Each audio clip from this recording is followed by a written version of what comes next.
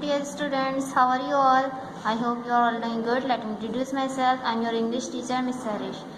Now class, in the previous class we have written the words meaning of chapter number 2. Now today we are going to start the question answer of this chapter. Question number 1 is, had Mike been to the house before? Yes, Mike had been to the house before. Question number 2 is, what kind of room was Nabil sitting in? Nabil was sitting in a large dark living room. Question number 3 is, how did Marmaduke react to Mike? Marmaduke reacted angrily to Mike as soon as he smelled him. So students, the question and answer of this chapter is completed. And now we are going to read the poem of the chapter number 2. This morning is our history test. So students, now open the page number 23. Have you opened this book? Okay. Now we start the reading of this poem. This morning is our history test. This morning is our history test. I have penned my notes inside my vest, inside my coats. I wrote my notes, including dates and famous quotes. I have written more upon my hands that only I can understand, and in my socks and sleeves I stored my scribbled notes in secret code. Means कि ये अपना एक day बता रहा है school में कि इस दिन जो है क्या है, मेरा हिस्ट्री टेस्ट है। तो ये क्या होता है, ये नोट्स मतलब ये हिस्ट्री टेस्ट जो है अपना याद नहीं करता, वो क्या करता है, नोट्स जो हैं अपने इनसाइड द वेस्ट, अपने जो पहनी भी होती है उन्होंने बास्केट, उसके अंदर बनियान जो है उसके अंदर क्या करता है, अपने होस्ट मतलब नोट्स बना लेता है। इनसाइड माई कोट मतलब कोट के अंदर आई रोट माई नोट्स मतलब वो अपने नोट्स जो हैं वो कॉपी कर लेता है, लिख लेता है डेट और फेमस कोट्स के साथ।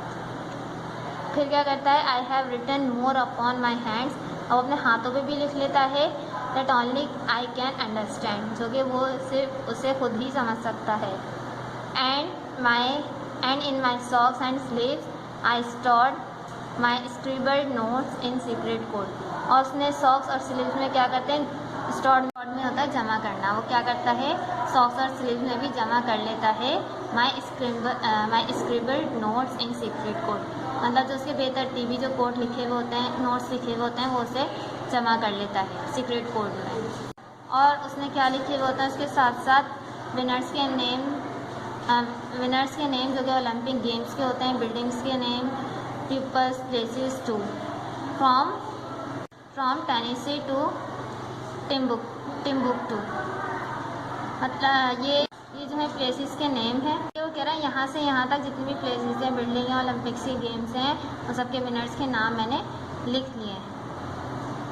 आई have copied down a piece, और उसने एक और पीस जो है कॉपी किया है, on ancient Rome and ancient Greece plus everything from Shakespeare, मतलब उसने जो है रोम में जितनी भी पुरानी चीज़ें हैं, पुरानी थिंग्स हैं, ग्रीस में हैं, वो सब उसने कॉपी कर ली हैं। और उसने क्या कॉपी किया है, शेक्सपियर प्लेस, मतलब शेक्सपियर के जो ड्रामाज होते हैं, टू होम इन्वेंटेड मायोनीज, जो कि उन्होंने बनाए हुए में किसकर, mayonnaise. So students, turn your page. I came to school so well prepared, मतलब मैं स्कूल जो है बहुत तैयारी के साथ आया था।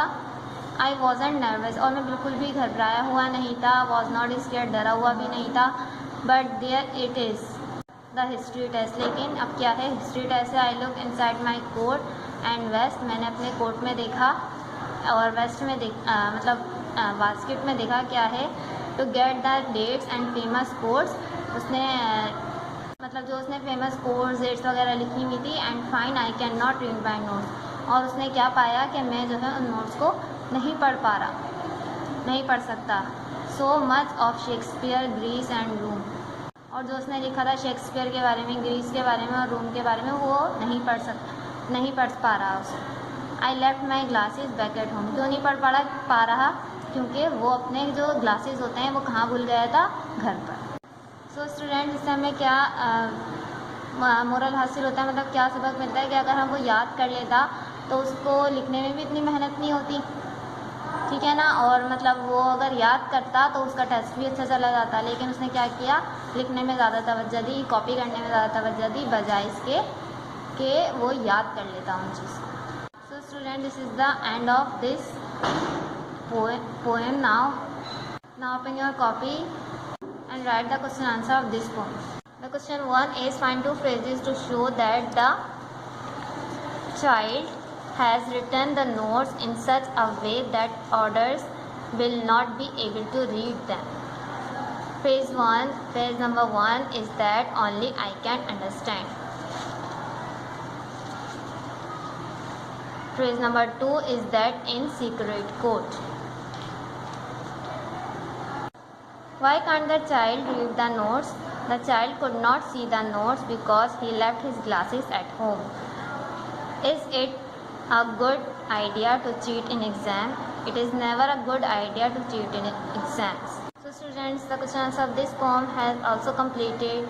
Now we will meet in the next class with new lecture. Take care till then. Allah Hafiz.